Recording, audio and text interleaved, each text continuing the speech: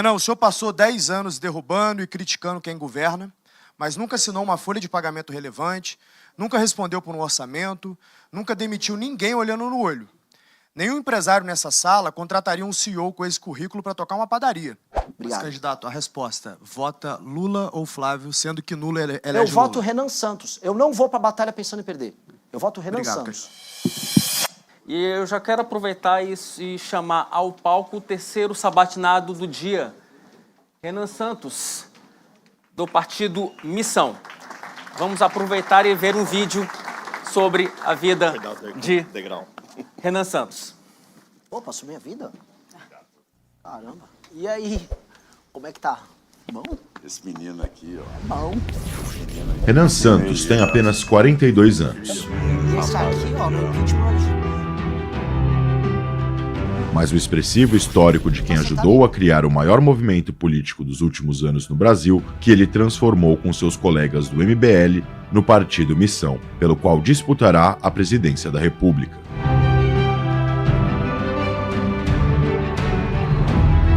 Com uma atuação de destaque nas redes sociais, Renan dialoga diretamente com o eleitorado mais jovem e desafia os partidos tradicionais com um discurso agressivo.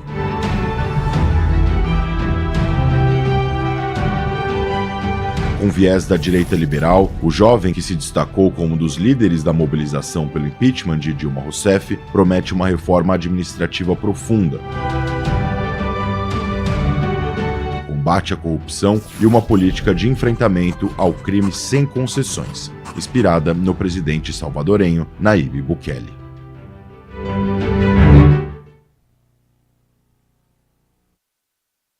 Bom dia a todos. Candidato Renan, assim como falamos com todos os candidatos aqui, essa é uma entrevista de emprego para o próximo CEO do Brasil. Logo, a gente reuniu aqui empresários, membros do ecossistema do G4. Então, aqui estão representados 100 mil empresários online conosco e sentados aqui nessa sala, que são 100 mil empresas que o G4 tem em seu ecossistema, que emprega 16 milhões de pessoas. Então, uma parcela importante da massa salarial brasileira está aqui para sabatiná-lo e, obviamente, exige uma pergunta tão dura quanto o cargo que o senhor pretende ocupar. Renan, o senhor passou 10 anos derrubando e criticando quem governa, mas nunca assinou uma folha de pagamento relevante, nunca respondeu por um orçamento, nunca demitiu ninguém olhando no olho. Nenhum empresário nessa sala contrataria um CEO com esse currículo para tocar uma padaria. E o senhor está pedindo a maior operação do país. E o problema não para na execução. Alcança também as suas convicções. O senhor diz que bolsonarismo e petismo são duas faces da mesma decadência. Mas as pesquisas desenham um segundo turno entre Flávio Bolsonaro e Lula. E nesse cenário, não existe terceira face hoje. Branco e nulo não somam para ninguém. Só que o seu eleitor é esmagadoramente antipetista.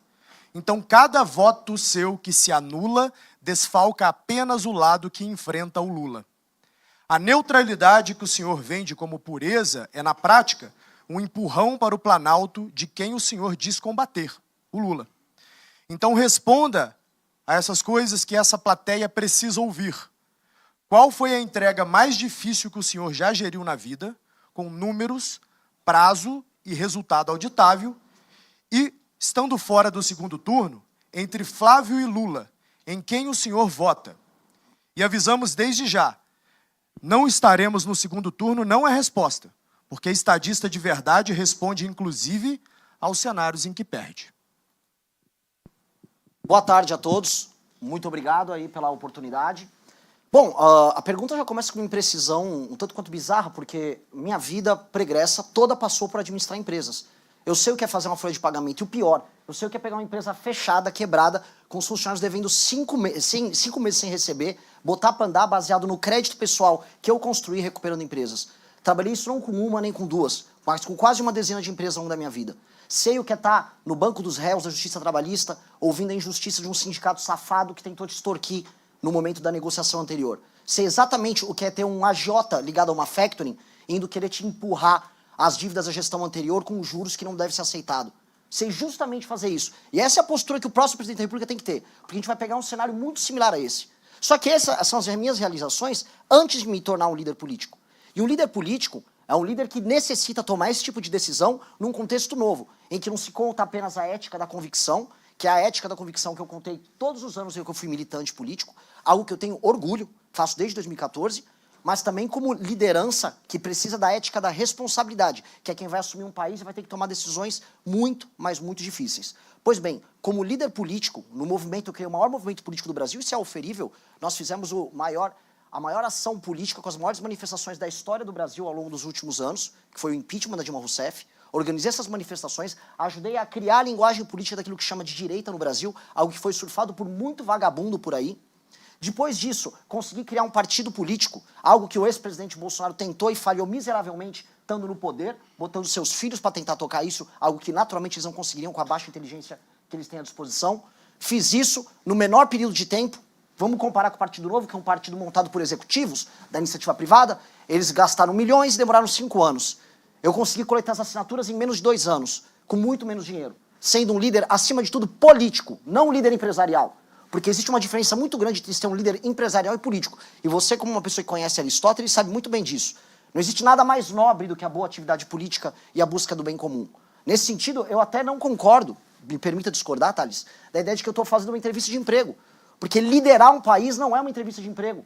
Liderar um país é apontar o caminho de um povo como um todo. Meu objetivo não é obter um lucro, meu objetivo é obter um horizonte. São coisas diferentes, ambas muito nobres, mas elas têm naturezas diferentes. E a gente tem que entender essa natureza. E o que me qualifica nesse sentido para estar aqui, além dessa experiência pretérita e dessas realizações que são muito eficáveis, no partido político que eu montei, eu tinha uma folha de pagamento que envolvia milhares de jovens espalhados pelo Brasil.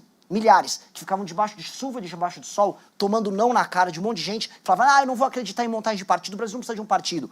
E eu tinha que toda quinta-feira, toda sexta-feira, pagar o valor deles, obtendo doação, vendendo produtos, e montei um partido vendendo livro. Num país de pessoas iletradas que não dão valor à leitura, eu vendi livro e a venda de livro foi responsável pelos 50% do faturamento que montou esse partido. Então o que eu sou é um líder gestor qualificado no setor privado, porque a política, a atividade política que eu toco, inclusive o partido político, é um ente privado.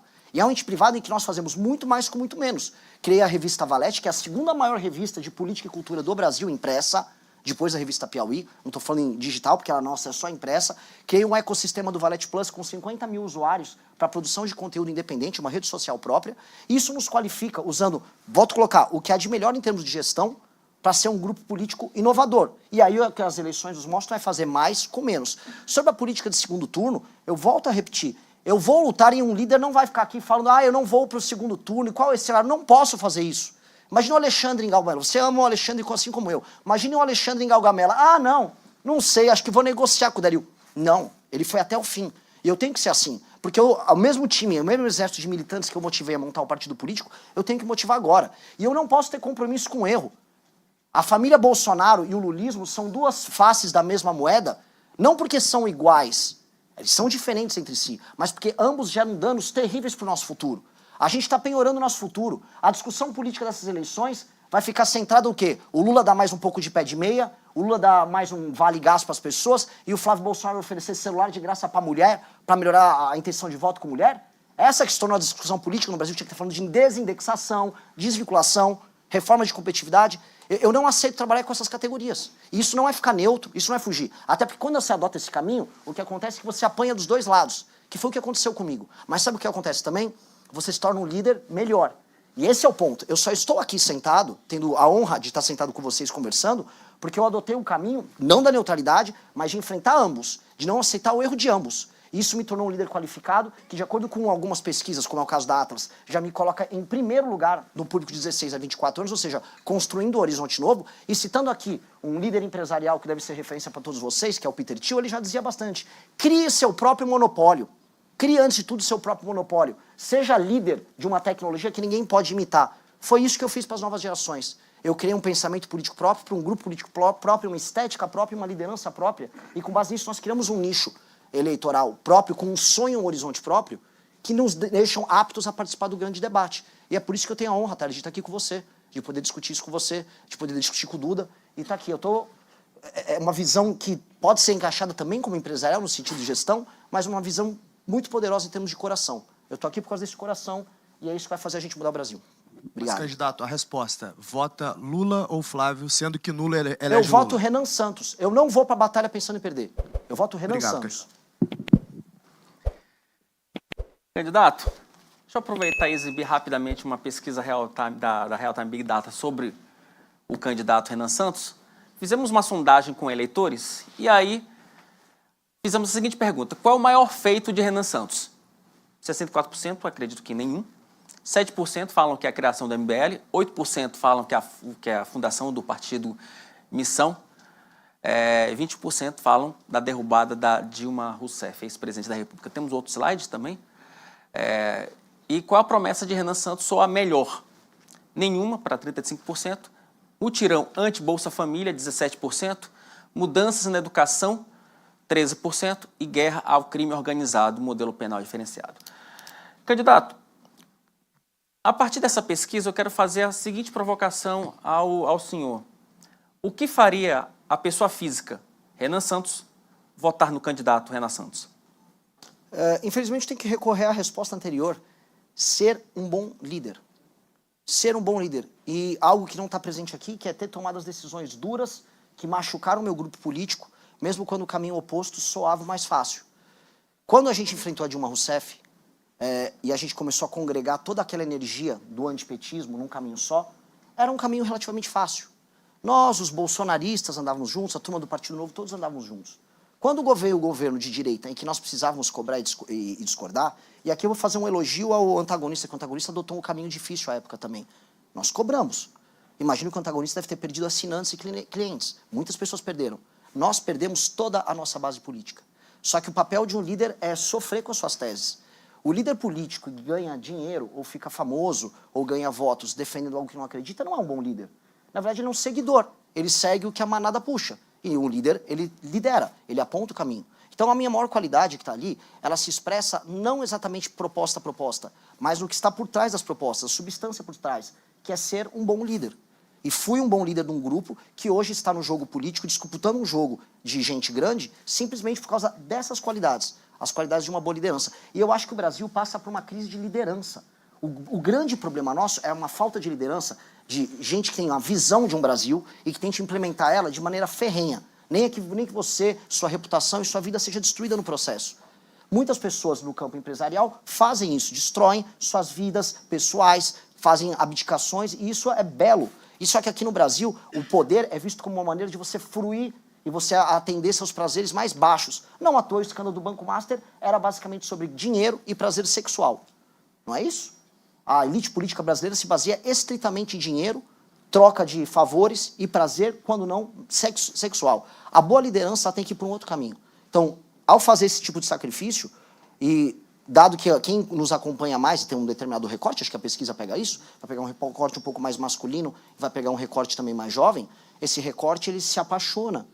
E aí vem a responsabilidade de transformar essa paixão não em culto, mas em ação. Passo a palavra para o colega Duda Teixeira, diretor da revista Cruzoia.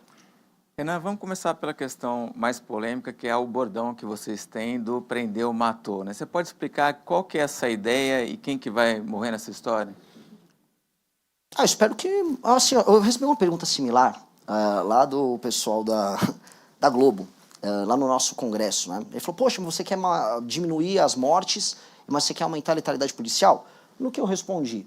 Olha, então vamos fazer o seguinte, eu vou agora comunicar os líderes do tráfico para se entregarem de maneira voluntária, até no governo Lula. E tá tudo bem, não precisa haver morte nenhuma, não tenho uma vocação para Rambo, nem estou afim de ter. Mas a gente sabe muito bem que o Brasil vai precisar combater essas organizações e essas instituições. O bordão não fui eu que criei como se fosse uma agência de marketing. Ele surge da própria militância. Ele surge de um processo natural. Eu faço lives diárias em que eu comento problemas e esse bordão surgiu quando da morte de um empresário que estava andando de bicicleta na frente do Parque do Povo. Alguns aqui conhecem o caso. E diante do assassinato dele veio uma revolta, porque ele entrega seu celular e o bandido de maneira voluntária opta por atirar nele. E assim, é uma banalização da vida ou uma banalização da atividade do assassinato bizarra. E aí você vem a resposta, o que você vai fazer com ele? Só tem duas circunstâncias que você pode entregar para um cara desse. Ou você prende, ou você mata. Se entregou, prendeu. Combateu o policial, reagiu, morreu. Não deve haver uma terceira alternativa. O problema é que, e essa é uma pequena reflexão, não sei se eu tenho tempo para isso, mas... O senhor tem 32 minutos e 40 segundos, se for 40 suficiente. segundos, puxa. Tá, então ótimo. Gostei da precisão. O que acontece é que o sentimento de culpa que veio do regime militar, da ideia de violações de direitos humanos, contaminou a cabeça do legislador, dos juristas, na redemocratização, de modo a você ficar impondo garantias muitas a quem comete um determinado crime violento, e você tornou, no final, a sociedade refém deles. E aí a ideia da prisão, a ideia da pena, ficou vinculada, por exemplo, à ressocialização, quando não tem que ser o caso. Eu acho que tem uma das perspectivas de direito penal que a gente tem que trazer, é o direito penal voltado para a vítima. A vítima só vai entender que o pacto social é válido se ela se sentir contemplada, através do senso de justiça, por uma pena que venha a atingir o seu ofensor. Essa é uma ideia de justiça mais ampla do que vou pensar permanentemente em ressocializar. Então, o Prendeu Matou é uma resposta sobre isso. É uma resposta sobre um pensamento, e eu fui estudante de direito, é um pensamento errado que tomou as discussões sobre matéria penal nos últimos 30 anos e que agora está se alterando. Candidato, o senhor falou em impacto social e algo que eu, inclusive, falei no início das sabatinas, é que um desafio do próximo presidente da República vai ser refazer um pacto social em nome da governabilidade, principalmente tentando restabelecer o sistema de freios e contrapesos, aquele que todos nós conhecemos por Montesquieu, etc, etc, Checks and etc. balances. Exatamente. Porque hoje vivemos uma balbúrdia, né? O judiciário legisla, enfim, o Congresso executa e o Poder Executivo fica dependendo desse tipo do próprio Supremo para poder fazer alguma coisa. Como que o senhor vai conseguir restabelecer essa relação? Tentar fazer com que o Executivo volte a executar, que o Judiciário volte a julgar e que o Legislativo tenha a sua função de fiscalizar. Essa é uma pergunta de R$1 trilhão, vamos colocar assim. Todas as democracias no dito Ocidente passam por um problema em que o Executivo não executa. Isso não é, vamos dizer, um privilégio do Brasil. Isso vem acontecendo em todos os lugares. E recuperar a capacidade de ação do Executivo, especialmente no mundo em que grandes potências como a China executam em muito, ou vamos falar de outras nações, a Arábia Saudita executam em muito, se tornou um desafio para o Ocidente, que se tornou uma espécie de um regime travado, altamente burocratizado. Isso no Brasil se agrava porque nós temos um regime que é oligárquico. E as oligarquias, elas estão no judiciário, no executivo e no legislativo. E elas fazem trocas de favores mútuas, de modo a você permanecer com essa estrutura oligárquica no poder, a custo da nossa competitividade, a custo, por exemplo, de uma dívida galopante, do aumento dos juros, do aumento de impostos, que redunda nisso. Como enfrentar isso? Você vai ter que enfrentar a estrutura própria do jogo. Se, por um lado, eu vou ter que fazer concessões e coalizões tão logo eu entro no poder, porque existe até um conceito errado que é a ideia, tipo, o Renan é um cara antissistema, então como se eu vou chegar lá em Brasília xingando os outros? Não é isso. Eu vou ter que chegar em Brasília e montar uma coalizão, não só com o Congresso, mas com a sociedade civil. E uma coalizão vai passar a convencer da Rede Globo, ao empresariado, à agricultura, a formadores de opinião, a ter certos consensos junto com líderes partidários para que eu possa ter governabilidade. Essa governabilidade vai se dar em pautas que tem que estar muito clara para todo mundo. Não é assim, eu vou ter 4 anos de aliança com uma maioria no Congresso. Como foi o governo Lula II, por exemplo, que com o Petrolão ele estabeleceu uma maioria para PEC e não passava PEC nenhuma que importava. Sim. Nenhuma reforma foi feita naquela época. Nós temos que saber quais são os temas centrais. Desindexação, desvinculação, reforma da Previdência, uma agenda de competitividade muito poderosa, reformas em termos de matéria penal. Então, ok, eu vou precisar de maioria para PL, para algumas, e maioria para PEC. E vamos trabalhar caso a caso, gerando essas maiorias na sociedade civil. Ao fazer isso, eu começo a entregar coisas. Eu recupero a capacidade do governo federal de executar e ter a sua, vamos colocar assim, sua credibilidade de que as coisas voltaram a acontecer. E aí eu tenho que retomar determinados instrumentos que hoje estão na mão do parlamento para servirem ao executivo. Vou colocar uma coisa em primeira mão que nós precisamos fazer e que não é exatamente a coisa mais antissistema do mundo em falar. Nós vamos ter que usar as emendas parlamentares a nosso favor. Para obter governabilidade e para obter espaço fiscal, que é uma coisa que interessa para vocês bastante, espaço fiscal representa investimento, representa também queda nos juros. O nosso ajuste fiscal vai passar também por estabelecer um determinado gatilho.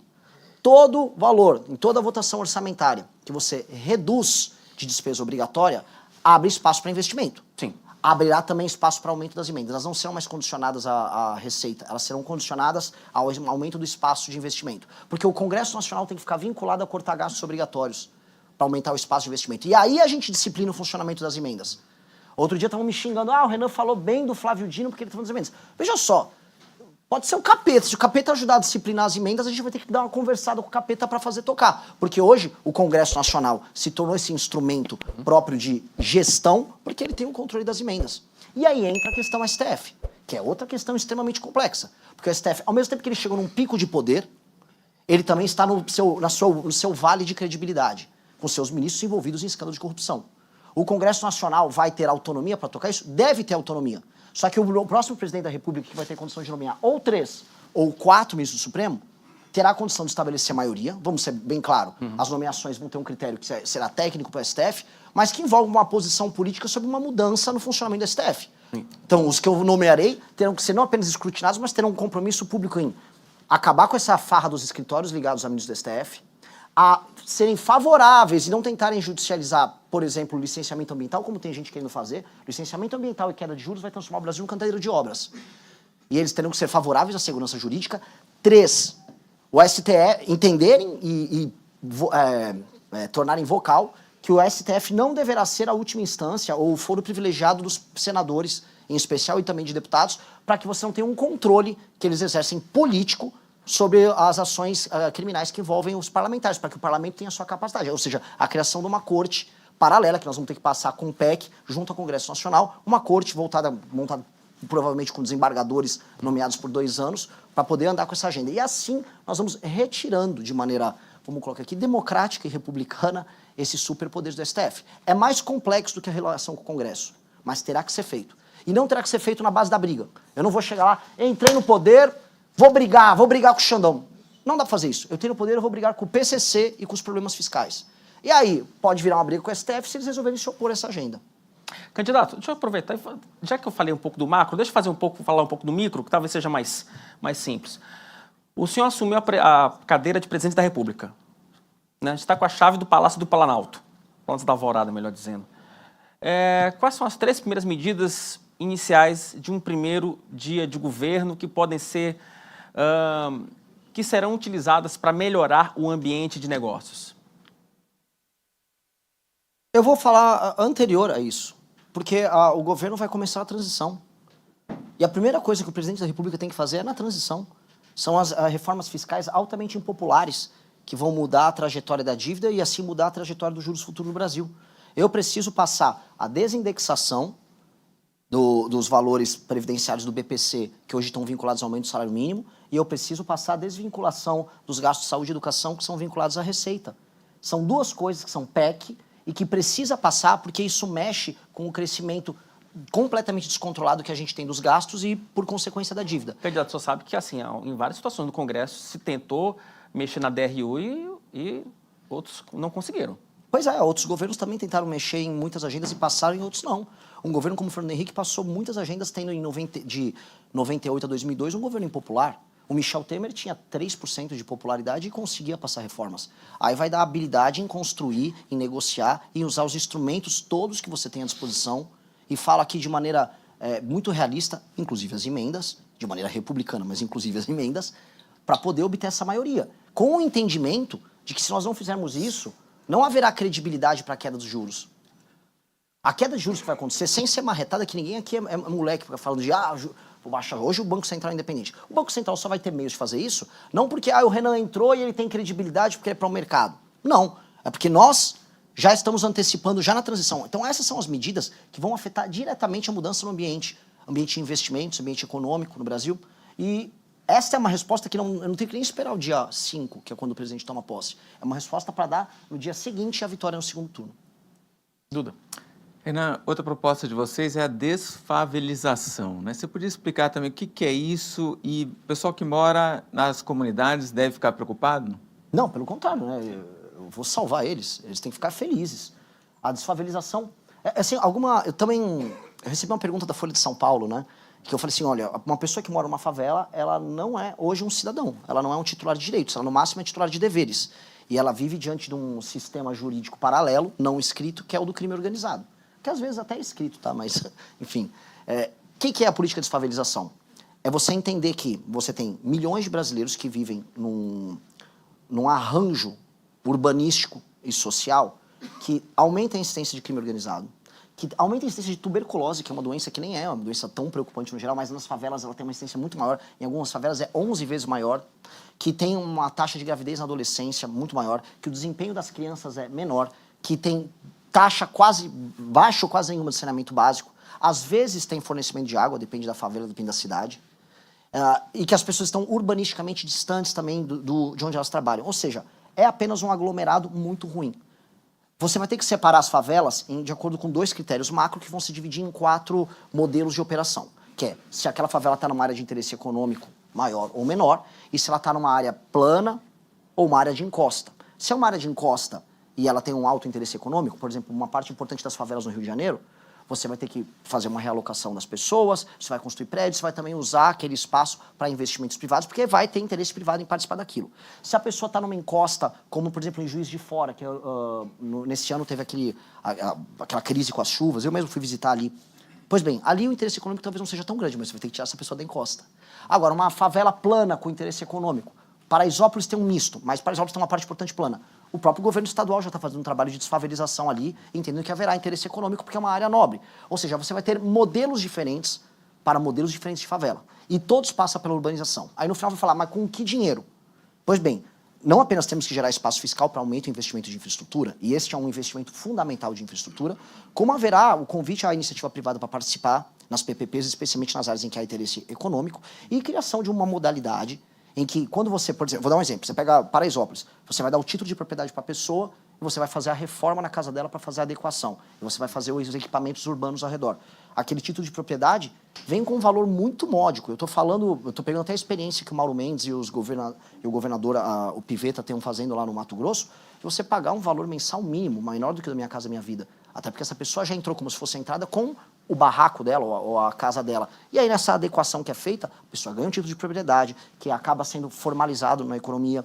Aquilo vai acabar se pagando também, porque aquela pessoa é formalizada na conta de luz que ela paga, no próprio IPTU que ela paga, com um regime de transição, que ela está saindo hoje de um processo completo de informalidade para um processo de formalidade. E esse recurso que retorna à economia acaba financiando ao longo do processo. A gente apresentou no Livro Amarelo um estudo interessante sobre como transformar isso em algo economicamente viável, porque o custo, se eu for fazer do zero, seria de mais de R$1 trilhão. Então a gente está falando de um projeto de 15 anos que tem que ser uma política de Estado e que tem que ser acompanhado de mais uma coisa, um estatuto da desfavelização que passa por impedir, utilizando os satélites, toda nova invasão de território urbano, rural, claro, mas tem um problema de favelização do campo com o MST, mas todo o processo de favelização, inclusive um acompanhamento muito sério sobre os tais movimentos de moradia, que trabalham basicamente com especulação imobiliária, com invasão de terrenos e com o uso dessas pessoas como bucha de canhão. Então, invadir terreno público ou privado tem que ser muito combatido. Tem que passar a régua nisso. Passar a régua, e quem hoje mora numa favela tem que entender que ele vai ser alvo de um plano, e um plano que vai entregar dignidade e cidadania para ele.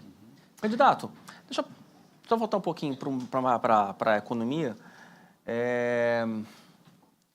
Há alguma perspectiva no seu governo de redução de ministérios, redução de cargos comissionados? Tem meta para isso?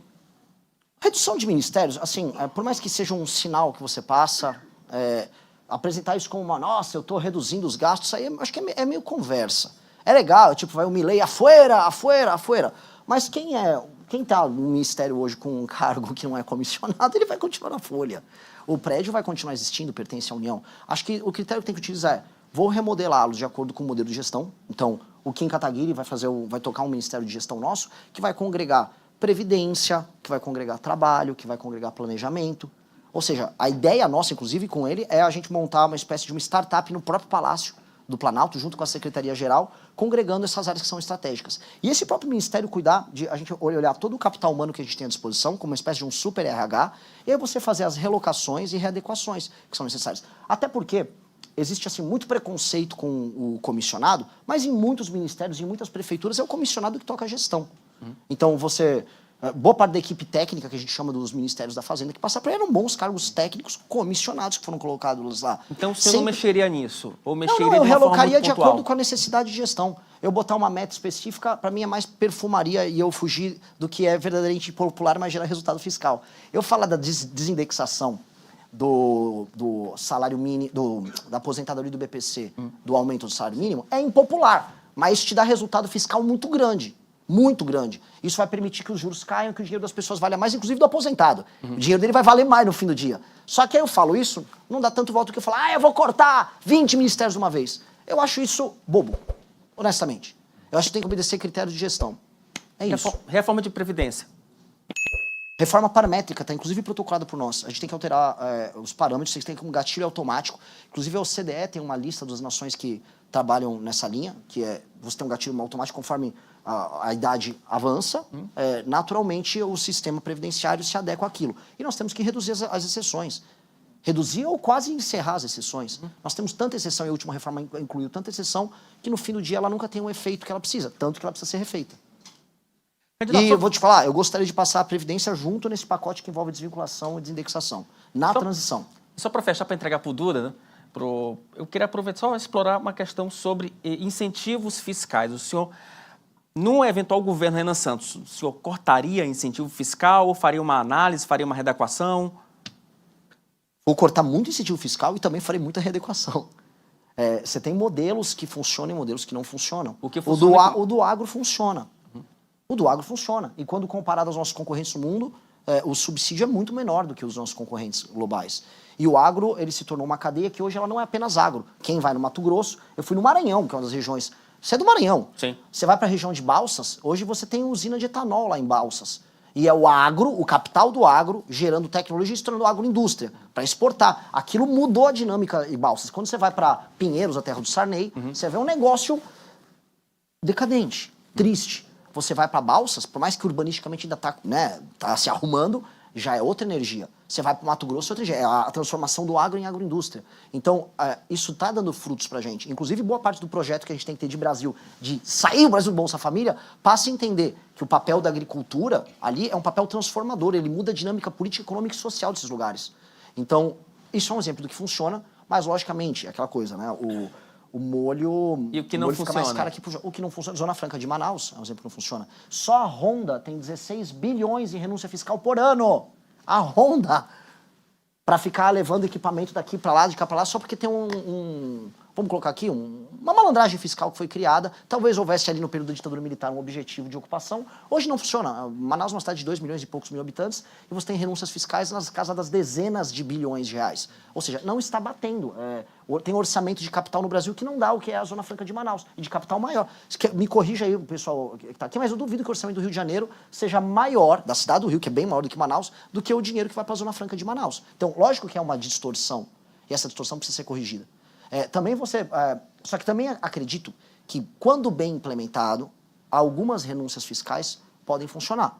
A construção do complexo do agro, que envolveu a Embrapa Pública, e olha só, eu sou um cara também do vamos privatizar a Embrapa Pública, mas as frentes pioneiras que levaram a gauchada do sul para o centro-oeste para o norte, isso misturou Estado, misturou iniciativa privada e misturou algum grau de subsídio, e isso gerou algo muito bom.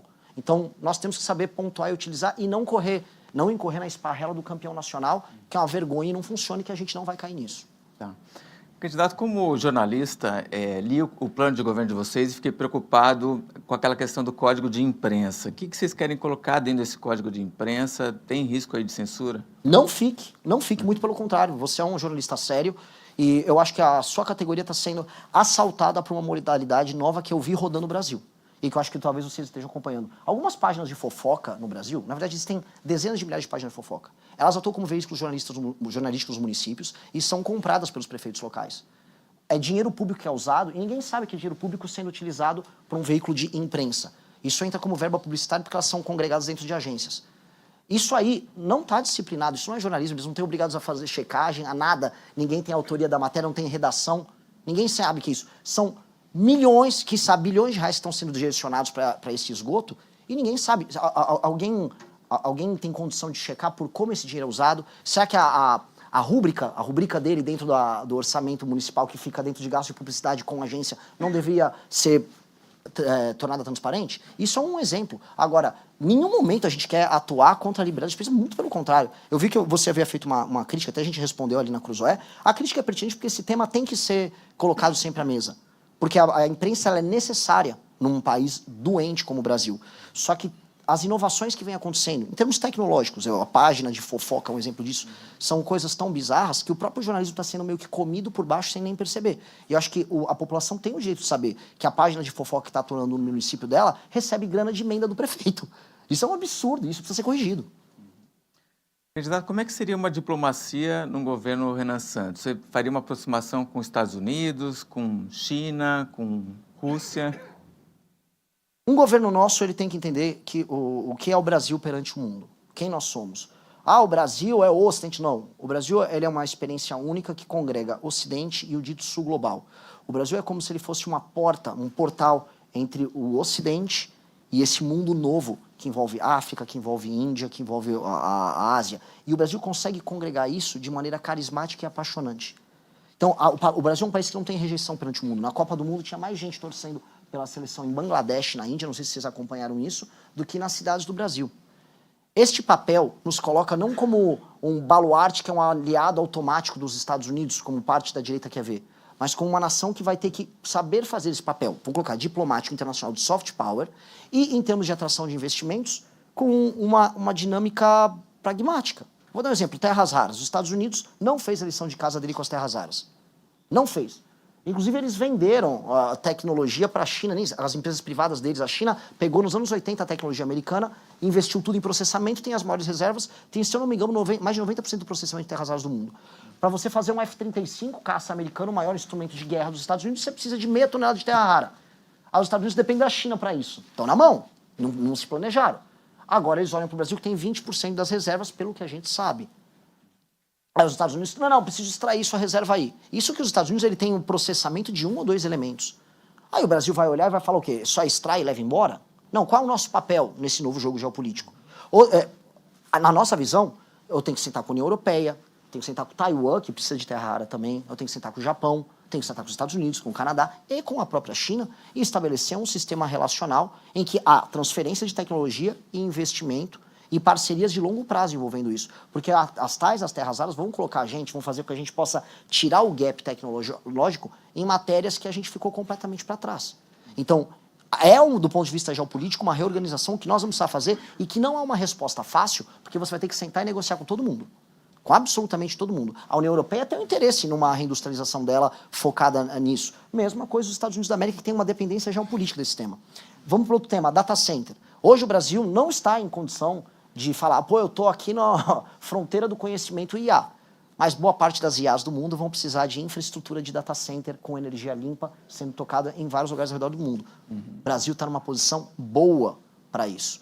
Basta nós tocarmos direitinho o nosso licenciamento ambiental, não deixar a ONG ficar sabotando a instalação dos nossos data centers, como tentaram fazer agora no Ceará, porque houve tentativa explícita de sabotagem com o pessoal da Casa dos Ventos, que trouxe os data centers ali. Do ponto de vista logístico, a gente está num hub de fibra ótica que recebe fibra dos Estados Unidos e que redistribui para a África e Europa. Ou seja, a gente está numa posição boa, que caso a gente use as nossas matrizes energéticas, diminua os juros, entra investimento, a gente se torna essa infra, que aí você também ganha poder e leverage para negociar também troca de tecnologia e, inclusive, capacidade de investimento para a gente poder criar as nossas próprias IAs aqui, né?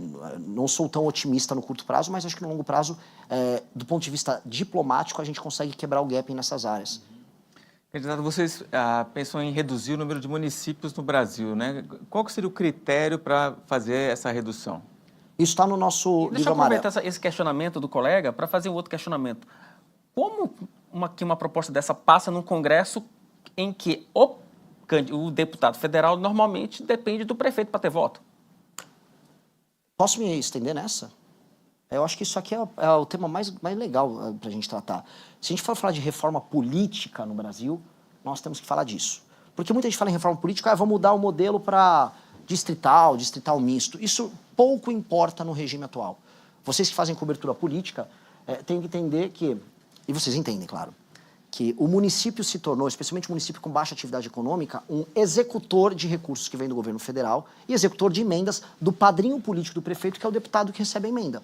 Hoje, o que é um deputado federal? Ele é um gestor de uma série de, vamos colocar, filiais que ele tem, que são municípios, e eles executam as emendas dele, fazem um show do Wesley Safadão para se reeleger, não tem nenhuma obrigação ou compromisso com indicadores de desempenho, os famosos KPIs que vocês tem que colocar nas empresas de você, para vocês poderem validar se a empresa está funcionando ou não. E aí, eles giram esse dinheiro, não há aumento da atividade econômica nos municípios, até porque aumentar a atividade econômica significa diminuir o ciclo de dependência do cidadão para com o prefeito, com o deputado. E aí o deputado, quanto mais cidades ele tem para ele controlar, que é esse o jogo político de um deputado federal, mais poder ele tem em Brasília, por isso mais demanda emenda, e as emendas são utilizadas, especialmente do orçamento secreto, para alimentar esse jogo. É isso que a gente chama de pacto federativo no Brasil, e é isso que faz com que o Centrão, ano após ano, mande cada vez mais. É por isso que a política brasileira não é feita baseada em, vamos dizer, nem critérios objetivos, nem em programa, nem em ideologia. A gente fica discutindo ideologia, vocês discutem no Antagonista, eu discuto na minha live, mas no fundo isso é uma perfumaria diante de um sistema, de uma máquina muito dura, cujo funcionamento é um funcionamento que é danoso para o Brasil. Como resolver isso? Esse é o ponto que eu vou chegar, que vai envolver a fusão de municípios. Houve no governo do Fernando Henrique a lei de responsabilidade fiscal, que disciplinava, no fundo, a utilização do orçamento por parte de entes federativos. Aquilo foi uma revolução à época, porque a coisa mais comum era um prefeito terminar o mandato dele, ou terminar um ano mesmo, sem pagar folha, dar um calote e jogo que segue. Pois bem, a lei de responsabilidade gerencial, que é um dos projetos que está no nosso programa, prevê que um prefeito, e vamos começar com os prefeitos, tenha indicadores de desempenho objetivos, KPIs. O principal deles, aumento da atividade econômica no município. Lembrando que quanto você aumenta a atividade econômica, menos gente vai ficar no Bolsa Família, menos gente vai ficar dependendo dos favores do prefeito. Índices de educação que já são públicos e existem, e o Brasil, inclusive, é um país bom dessa parte de transparência e avaliação, em muitas áreas melhor do que os Estados Unidos. Cobertura de água, cobertura de esgoto, fila nas UBSs, ou seja, critérios objetivos que vão entregando uma pontuação do prefeito. Prefeito não entrega a pontuação mínima ao longo do seu mandato, fica inelegível por 8 anos. Prefeito bate as suas metas, ele se qualifica para receber mais emenda. Então, o prefeito pode receber mais emenda desde que entregue bons indicadores de desempenho, facilmente metrificáveis e auditáveis. O maior deles, aumento da atividade econômica percebida com aumento de emprego e redução de pessoas vivendo do assistencialismo. Com isso, eu já disciplinei o uso da emenda, e com isso eu permiti que os municípios que hoje têm baixa atividade econômica, que são aqueles que deveriam ser alvo de uma fusão, passem a se tornar, ter sua porta de saída. Caso eles não tenham isso, o governo federal terá 2 caminhos, que é, você, por decreto, ou via um projeto, quando eu falo decreto, via um projeto, você fazer os critérios para uma fusão, município com menos de 10 mil habitantes, que não apresenta atividade econômica, vai se juntar com o município mais próximo, obedecendo algumas vicissitudes. Por exemplo, se o município está no interior lá do Amazonas e você tem 100 quilômetros de distância, como acontece de município para outro, não vai dar para fazer isso, claro, mas onde dá, você vai fazer. E, inclusive, incentivos financeiros para que haja fusão, porque os ganhos no longo prazo são assim. Então, ou nós fazemos pelo amor, ou nós fazemos pela dor. Espero fazer pelo amor. E o amor é bom para os prefeitos, porque um dos elementos que tem que estar, né, vocês conhecem, tipo privado, sistema de incentivos. De um lado, o prefeito tem que ter essas metas, indicadores e a punição, caso não cumpra a meta, mas do outro, caso ele cumpra a meta, o tão famigerado fundo partidário, que nós não vamos conseguir cortar nesses 4 anos de mandato, porque os partidos são tão hiperempoderados, passam a ser determinados pelo número de indicadores, os pontos que eles obtêm por município, ponderado pelo tamanho do município, multiplicado pelo número de municípios que um partido tem. Ou seja, o que um Kassab, um Valdemar, ou um Renan Santos, que agora sou presidente de partido, vão ter como meta? Corpo técnico, boas prefeituras com boa gestão, atingindo bons indicadores, meu partido vai ser recompensado por isso. Você altera a dinâmica. Essa alteração dinâmica impacta a questão da fusão dos municípios e impacta o que seria, na minha visão, a grande reforma política do Brasil. Ou seja, a gente realinha esses interesses. Para mim, isso é a coisa mais importante que o meu mandato teria que fazer. Ela é menos popular para eu falar, mas ela é mais importante. E essa é a reforma que a gente atinge diretamente o coração do Centrão. Porque eu não vou conseguir, não sei se eu não quero... É que sim, eu não vou conseguir destruir o Centrão no meu governo. Eu acho o Centrão um problema tão grande, por vezes maior do que a esquerda. Ou não, e aí eu entrego também para o senhor para suas considerações finais. Tem que responder rápido, né? Não, é sim ou não? É sim ou não. Bate-bola, jogo rápido. É difícil, sim ou não? Redução da maioridade penal. A favor ou contra? Sim. Impeachment de ministro do Supremo. Sim. Flexibilização do aborto. Não. Cancelamento de Bolsa Família. Não tá precisa, né? Porque uma Bolsa Família, para quem, vamos colocar aqui, num município que não há atividade econômica, é crueldade pura e simples. Para uma pessoa que está usando isso como um instrumento para ficar na informalidade e pegar um bico, como o agro reclama, eu vou acabar. Tá. Pena de morte. Não dá para mexer, sou favorável, mas não vai dar para mexer no meu governo. Autonomia financeira da PF. Gosto. Gostar é... Político, sim. Eu gosto, é tanto sim que eu gosto. Gosto e quero. Vou fazer igual o Eduardo Jorge naquele debate de 14. Quero. Fundão eleitoral. Não gosto, mas redisciplinado é melhor do que tá. Como eu expliquei agora na pergunta anterior. Eu tinha colocado aqui piso para saúde e educação. Como eu disse, você pode estabelecer algum tipo de piso. Agora, o reajuste como tá, não dá. Indulto ao ex-presidente Jair Bolsonaro. Dosimetria para ele e para todo mundo dia 8. Quem cometeu o crime, simplesmente porque é de direita, não pode não ser punido pelo crime. Mesma coisa, tem um cara de esquerda, se o Lula perdeu a eleição, o pessoal do MST invade tudo, vamos anistiar eles. Não. Cometeu o crime, vai ser punido, mas com um julgamento justo. Porque por isso que a dosimetria é uma solução política boa. As forças políticas vêm diante de um caso bizarro, em que o STF sai da linha, e em que a população e lideranças políticas saem da linha, e fazem um pacto para pacificar o Brasil. Dosimetria. Tá certo. Candidato, 2 minutos para suas considerações finais. Já te agradeço de antemão pela participação aqui no evento. Eu queria primeiro agradecer assim, a honra incrível de estar aqui presente. Eu queria primeiro agradecer também todos os jovens que coletaram assinaturas que me permitiram estar aqui. Eu só estou aqui porque gente se sacrificou, teve gente que tomou ameaça de morte, gente que foi esfaqueado na rua coletando assinatura para o nosso partido. Eu estou aqui pelas pessoas que foram corajosas em falar não diante do like fácil, do view fácil em redes sociais, de todo mundo que resiste à tentação e de todo mundo que está aqui não porque, eu não sou o Lula, porque eu não sou o Bolsonaro, mas sim porque a gente tem a chance de tornar esse país uma das 5 maiores potências do mundo nos próximos 30 anos. Se você é ambicioso, se você tem essa energia, se você quer construir isso e não quer ficar de conversa mole, prazer, nós somos a tua casa e a tua casa está te aguardando. Obrigado.